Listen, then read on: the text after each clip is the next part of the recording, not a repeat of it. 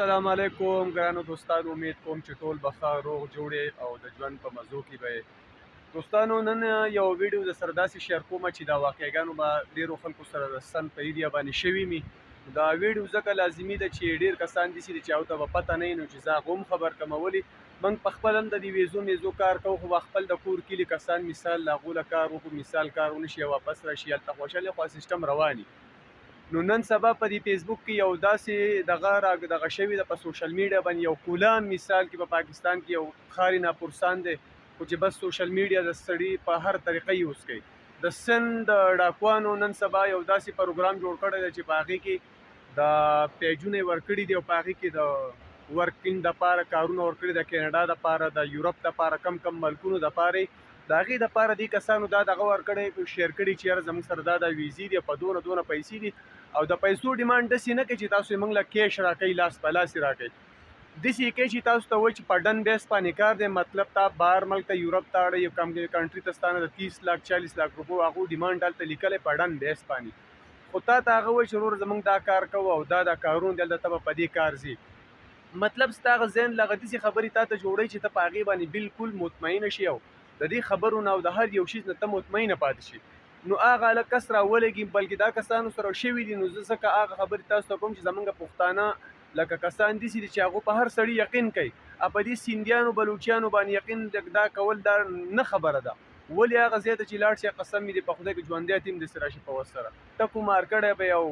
لکه د پیسو ډیمانډونه زیات دي. نو داسې ده چې لکه نن سبا دا شی زیات شوی دی. زه تاسو ته دا وایم خپلو پښتنو وروڼو ته، د هغه کسانو دپاره یم چې کم کسان وایي چې موږ یورپ ته ځو یا بهر ملکونو ته ځو، او هغه داسې قسمه د فیسبوک په دغه باندې هغې نمبر یې راواخلي، او هغه نمبر یې چې دي نو هغه نمبر یې چې دي په فیسبوک باندې هغه نمبر یې میلاو کړي، هغه کسانو سره خبرې وکړي، هغه وایي چې او موږ بالکل په ډن بیس کار کوو، تاسو راشئ زموږ ځای ته، فینګر له به تاسو ته ځای وښیي، تاسو راشئ. نو تاسو ته به چې یا کراچۍ ته راشئ یا بل ځای ته راشئ، نو په دې توګه به تاسو راوغواړي کراچۍ ته، مثال کې سیند ته، په دې طرفونو باندې دا ټول ډاکوان ناست دي. نو ته چې هلته کې لاړ شي، ستا الریډي ته پته چې دی د یورپ دپاره دونه غټې پیسې ورکوي 40 لاک او 30 لاک،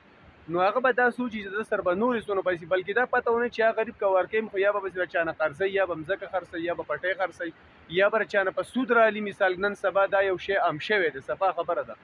نو دا چې هغه غریب هلته لاړ شي او داسې کسان داسې نیولی شوي دي هلته کې اغوا کړي دي، نو بیا کورونو والا تر 30-40 لاک روپو ډیمانډ نه کوي، بیا ورته د 2 کروړ او 2-3 کروړ روپو دغه کوي، دي خلکو ته ډیمانډ کوي چې دا پیسې راکړئ، ستاسو دا کس به موږ د دې ځای نه پرېږدو. نو مهرباني وکړئ چې د دې قسمه دغه نه فیسبوک د دغه نه قلار شي، چې مثال یو سړی ویډیوګانې ورکوي یا تصویر ورکوي چې یاره زموږ سره د یورپ کار دی او د انګلینډ کار دی، د کینیډا کار دی، دا ټول بکواس دی، دروغ دی، صحیح شو. دا خپل د کور کلي کس که ستاسو غلومي که نه، خو بیا هم تاسو د هغه نه به پیسې وصول کړئ، ستاسو ژوند به محفوظ وي، ستاسو ته به څه نقصان نه وي. نو که تاسو داسې ځای ته لاړ شئ، قسم په خدای چې لکه هم به د